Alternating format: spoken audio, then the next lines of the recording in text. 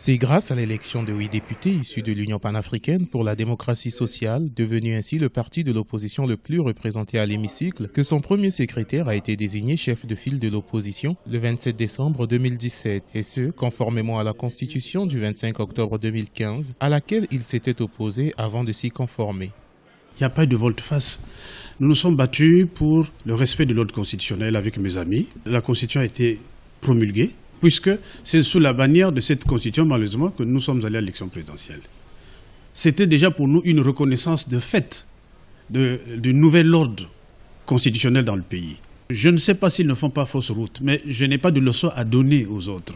Ainsi, la création d'un tel statut, c'est une première dans le paysage politique congolais. L'enjeu sera de taille pour le premier chef de file de l'opposition politique, celui de structurer l'opposition autour d'un idéal commun. Mais selon certains observateurs, ce rapprochement vers les autorités du chef de l'opposition fait de lui un partenaire des gouvernants. Il faut dialoguer avec les amis, il faut se faire humble, il faut aller vers les autres. Mais je vais avec les autres avec quelque chose à proposer. Tant que ce travail de réflexion que nous sommes en train de faire n'est pas achevé, dès qu'il est achevé, nous irons avec quelque chose à proposer. C'est une innovation peut-être qui peut amener les autorités en place et le chef de file de l'opposition à souvent accorder leur violon pour des questions d'intérêt tout à fait général. Déjà, il est géré par le ministère de l'Intérieur.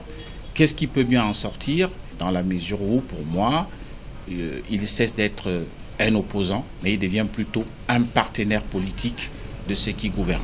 Pascal Satima Biala prépare un projet qu'il proposera à ceux qui devraient l'accompagner dans sa nouvelle mission. Par ailleurs, Parfait Kolela, dans le parti UDH-UKI, a aussi obtenu 8 sièges à l'Assemblée nationale, à revendiquer ce poste.